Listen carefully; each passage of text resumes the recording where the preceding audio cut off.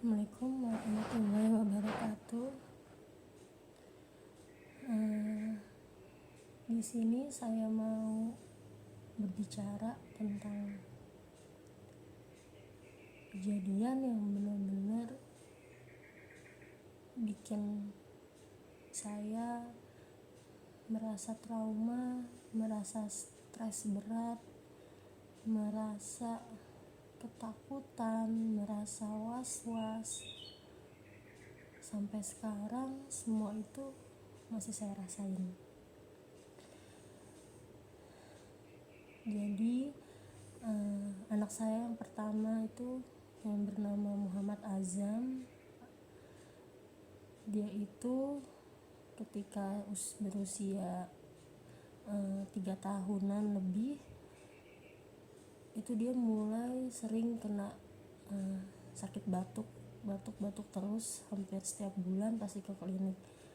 Dan bertambahnya usia dia, sekitar dia 4 tahun itu 4 tahun lebih ke sini itu sering masuk rumah sakit, hampir setiap bulan juga dirawat dan didiagnosis asma. Saya nggak tahu asma itu bisa disembuhkan atau tidak, tapi yang saya tahu penyakit asma itu ya sebuah alergi, bakat alergi yang dimiliki seseorang. Dan ketika anak itu punya bakat alergi dan misalkan dia terkena batuk, itu akan lebih parah dan lebih agak lama sembuhnya dibandingkan anak yang tidak memiliki bakat alergi.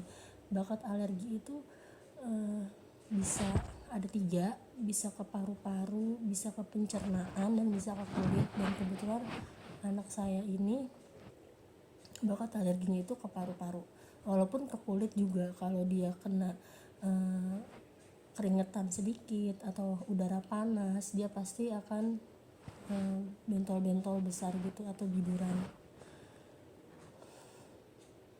Nah, hampir setiap bulan anak saya dirawat, walaupun nggak setiap bulan sih, tapi hampir setiap bulan. Ya, dari tahun lalu, sekitar bulan pertengahan tahun lalu sampai tahun ini, hampir setiap bulan anak saya dirawat. Dan saya sudah merasa berteman dengan rumah sakit, dengan peralatan ketika anak saya dirawat, dengan obat-obatannya pun saya hafal, sampai dosisnya pun juga saya hafal, sampai pada akhirnya saya bisa melakukan treatment yang memang diberikan dari dokter maupun perawat di sana di rumah ketika terjadi serangan asma tersebut. Ya, padahal waktu dia baru lahir sampai usia 3 tahun itu dia nggak ada alergi apa-apa gitu, nggak pernah sakit seperti itu juga. Sebagai seorang ibu, semua sudah saya usahakan, sampai saya cari tahu apa sih asma itu, bagaimana sih kita ciri-cirinya, bagaimana kita bisa melakukan terapi-terapi untuk membuat asmanya itu biar jarang kumat atau biar nggak kumat gitu. Ketika di Jakarta, Azam itu sudah dirawat di 2 rumah sakit pernah, tapi lebih sering di rumah sakit Islam, dan pernah juga di rumah sakit Eka Hospital. Nah, selama di situ pun juga dokternya menjelaskan ya banyak hal. Dari semua dokter yang di Jakarta kesimpulannya sama, asma. Menjelaskan bahwa asma itu nggak bisa sembuh, tapi bisa berkurang seiring bertambahnya usia seorang anak itu akan bertambah juga imunitas atau daya tahan kekebalan tubuhnya.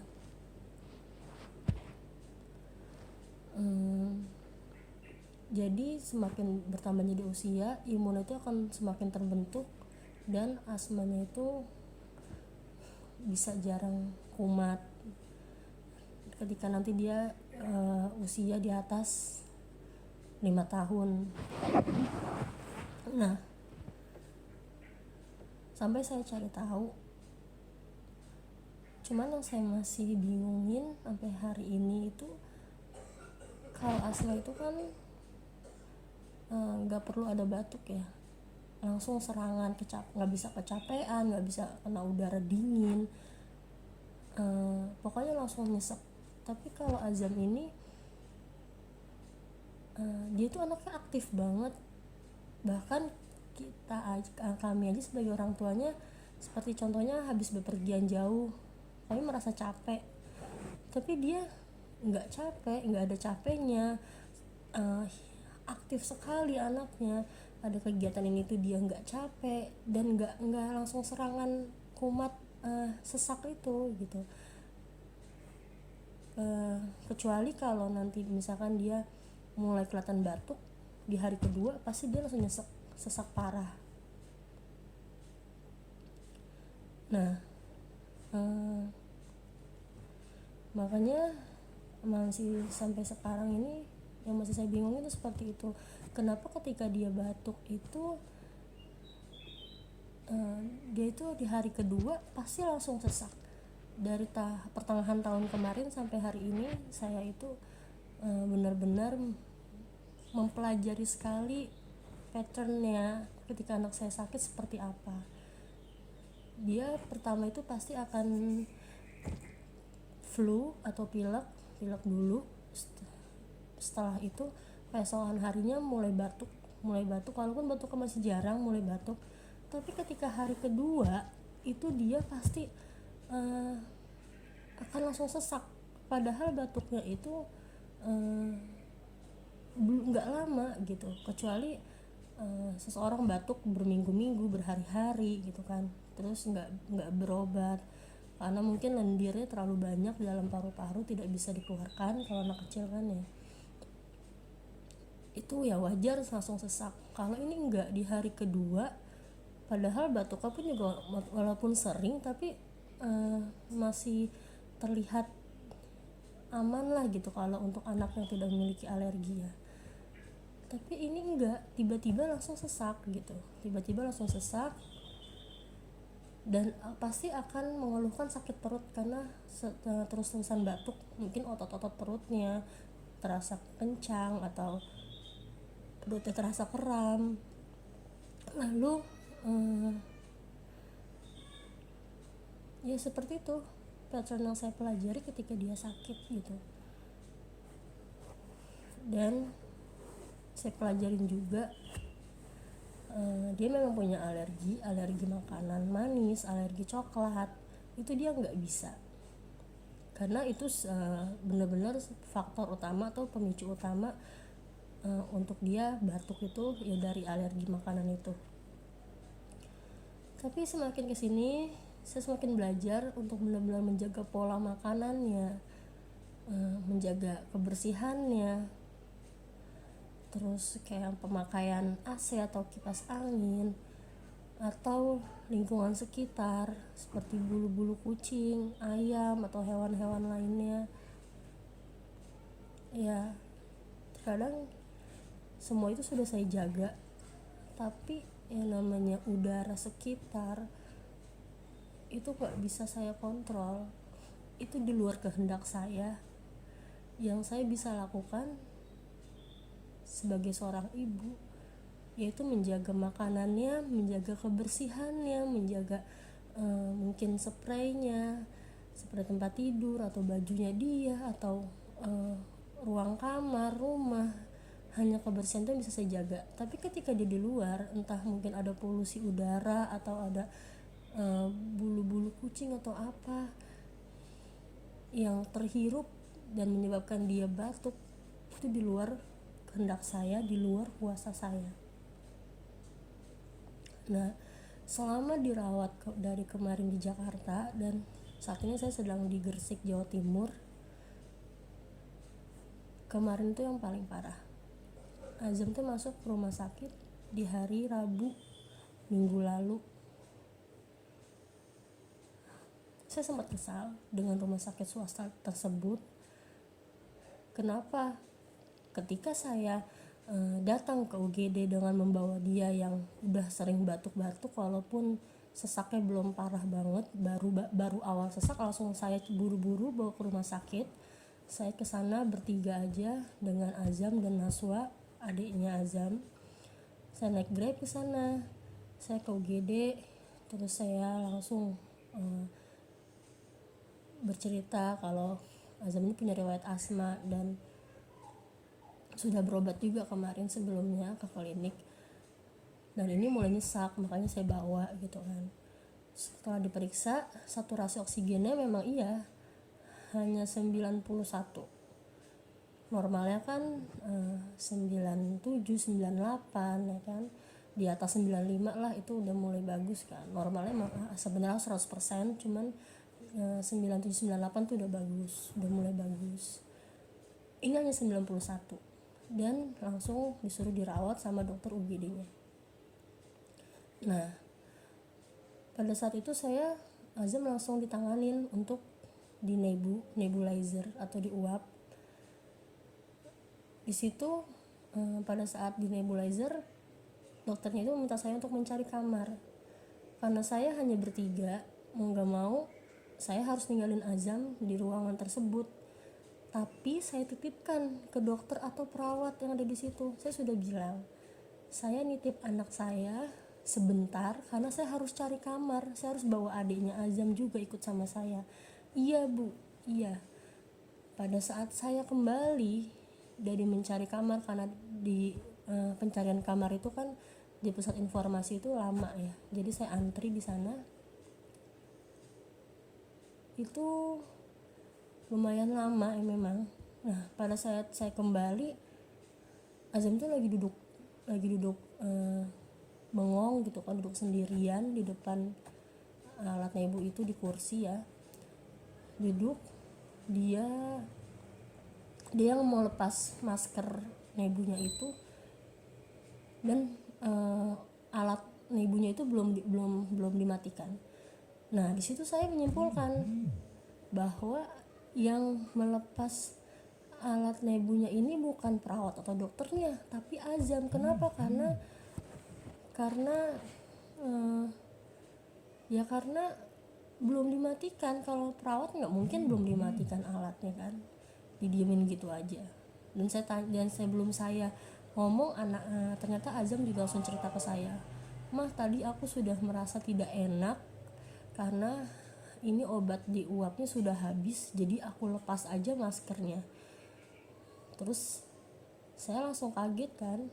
Terus saya langsung bilang, "Emang tidak ada dokter yang kesini?" "Gak ada mah, tadi aku sendirian, aku lepas aja maskernya karena gak enak rasanya." Nah dari situ saya sudah langsung pencet bel kan untuk manggil dokter atau susternya. Saya minta oksigen di situ karena memang saturasi anak saya 91 kan, udah kerasa nyesek itu. Lalu setelah Azam langsung disuruh masuk ke dalam ke ruangan. Terus saya nunggu sekitar 15 menit lah, 20 menitan, baru dipasang infus, dimasukkan obat-obatan. Di situ dia udah mulai berkurang memang sesaknya, cuman nggak dikasih oksigen. Sampai saya bilang, "Saya minta oksigen." Iya sebentar." Sampai pada saat masuk ruang rawat inap itu sekitar pukul jam 3 kurang sore ya. Pada saat sampai situ, dia mengeluhkan lagi perutnya sakit. Dan di situ dia sesak parah. Di situ saya nggak bisa, saya bingung melihat kondisi anak saya seperti itu karena baru pertama kali selama dia dirawat kondisinya dia seperti itu. Saya cuman bisa marah, teriak sama dokter dan perawat di situ bahwa saya minta oksigen untuk anak saya. Saya minta oksigen untuk anak saya. Sampai 3 kali saya pencet bel, oksigennya belum diambilin juga, dan anak saya keadaannya semakin parah. Ini ketika anak saya dipasangin oksigen akhirnya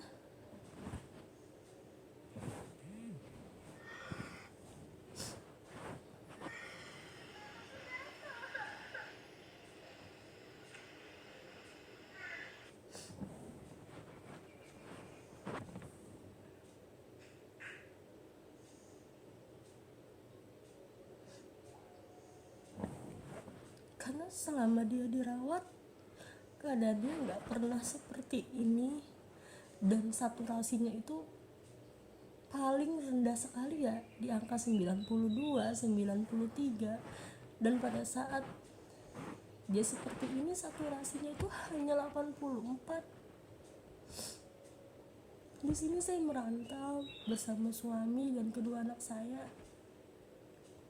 jauh dari keluarga. Saya rasanya bingung, panik.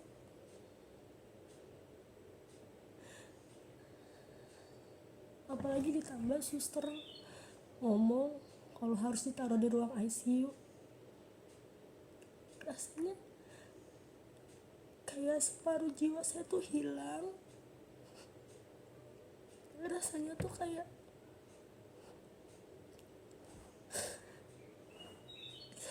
saya tuh gak punya harapan.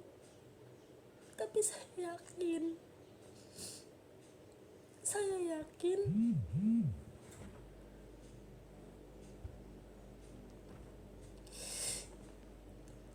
yakin sekali bahwa Allah masih kasih kesempatan saya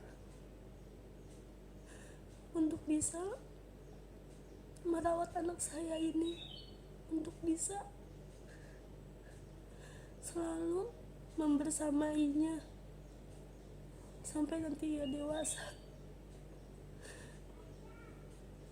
Saya yakin Allah masih percayain titipannya ini kepada saya juga suami.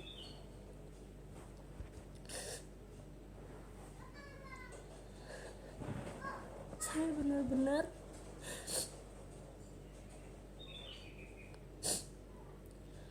benar-benar merasa trauma, merasa stres sekali.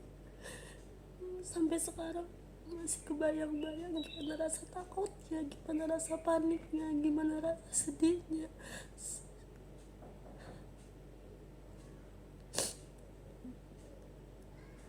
Karena sebelumnya saya memang udah merasa trauma ketika ada nyesek seperti itu. Ditambah lagi kemarin keadaan yang paling parah selama dia dirawat.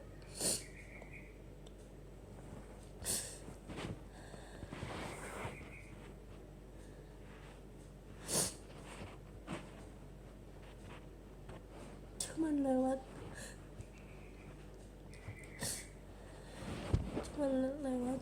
sosial media seperti ini saya bisa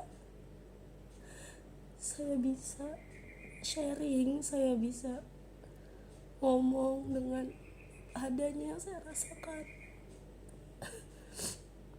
Saya bisa speak up tentang semua beban-beban, tentang semua perasaan saya.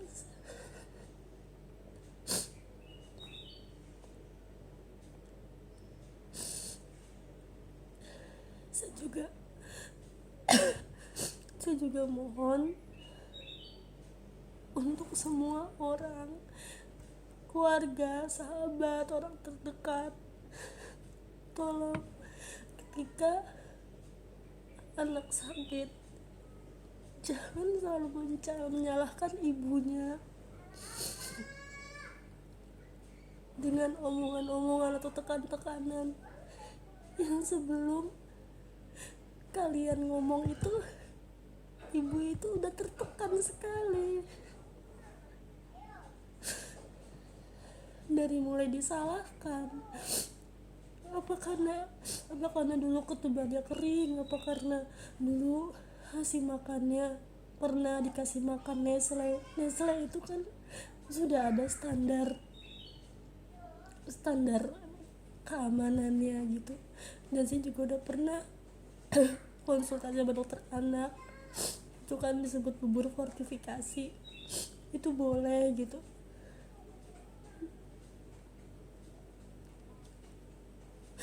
Kalian nggak tahu gimana usaha saya setiap bulan, setiap harinya untuk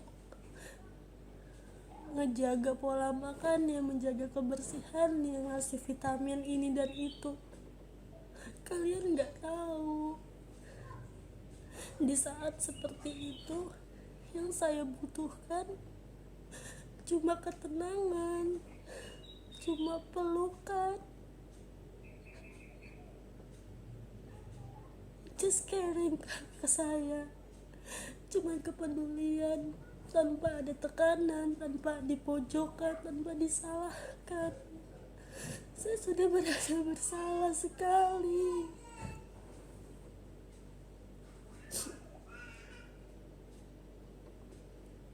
Saya sudah merasa gagal menjadi seorang ibu ketika melihat anak saya sakit.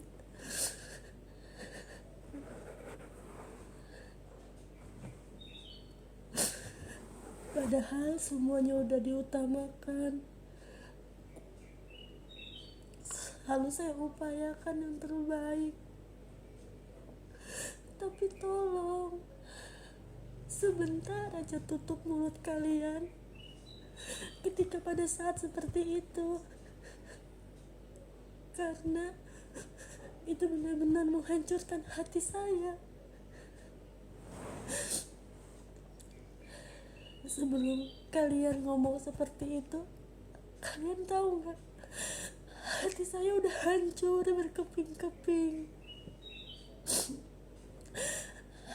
Hati saya memang sudah hancur kalau ngeliat anak saya sakit, apalagi seperti kemarin keadaannya. Stop menyalahkan seorang ibu.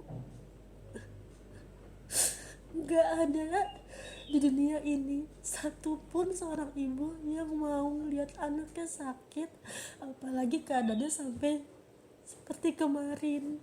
Gak ada. Cukup doakan, cukup kasih semangat, cukup kasih ketenangan, tunjukkan rasa kepedulian tanpa berkomentar ataupun berbicara yang semakin menekan seorang ibu itu. Kalian gak tahu rasanya.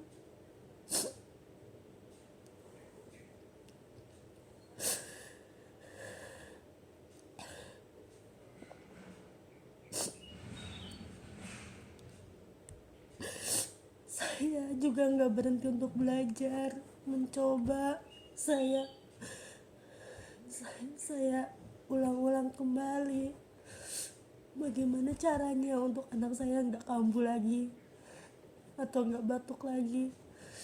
Saya selalu evaluasi ulang.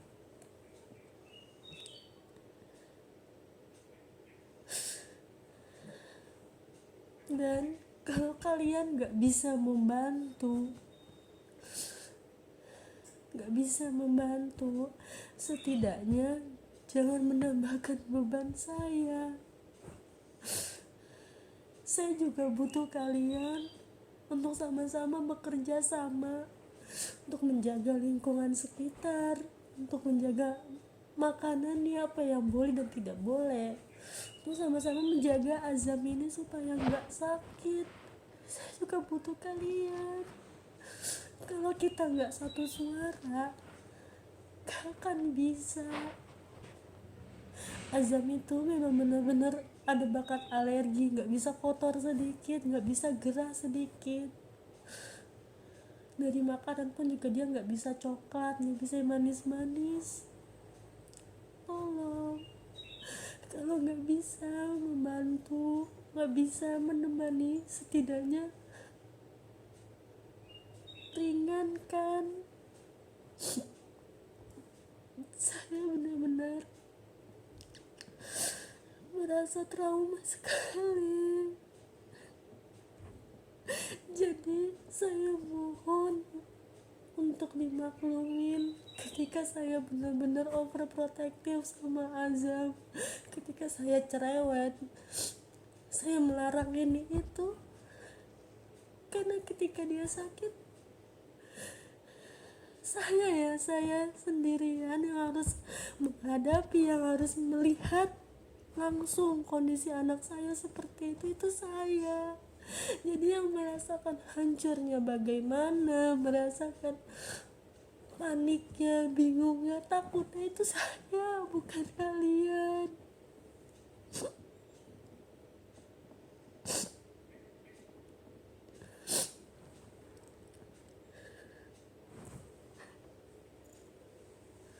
Jadi saya minta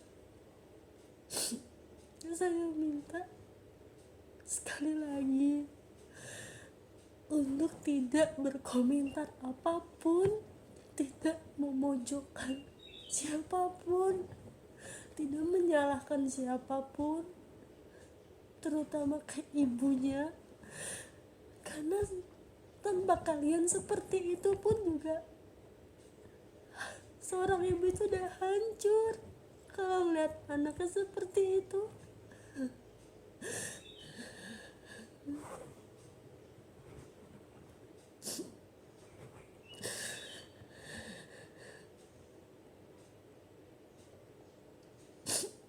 Seorang ibu itu juga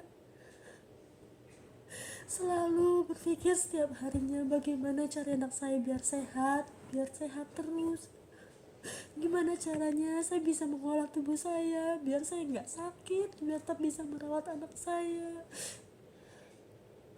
gimana caranya biar pikiran saya bisa tenang, hati saya juga bisa tenang, jadi saya juga bisa happy, bisa seneng dalam menghadapi situasi apapun, dalam dikasih ujian apapun.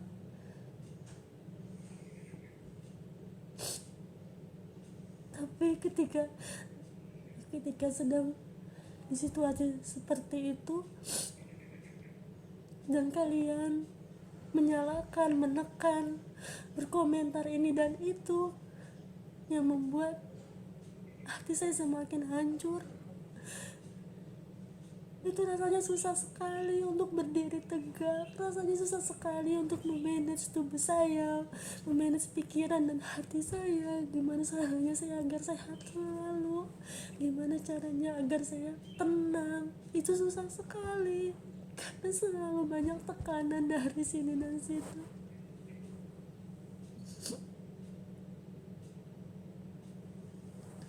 Saya cuma minta ditenangkan, minta ditemani, minta dipeluk, minta untuk didoakan. Itu aja yang saya butuhkan, bukan tentang komentar-komentar yang negatif, tentang komentar-komentar yang menyalahkan, yang menyudutkan, yang memojokkan. Bukan itu.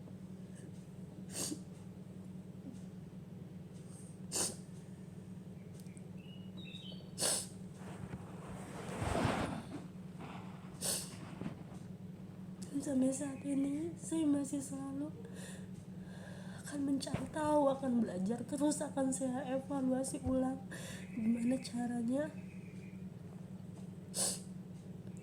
agar Azam itu nggak batuk sehingga nggak sesak lagi.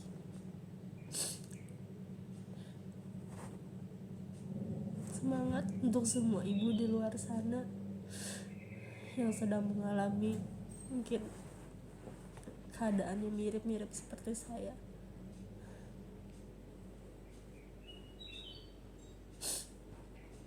Harus tetap kuat, harus tetap hebat, harus tetap bertahan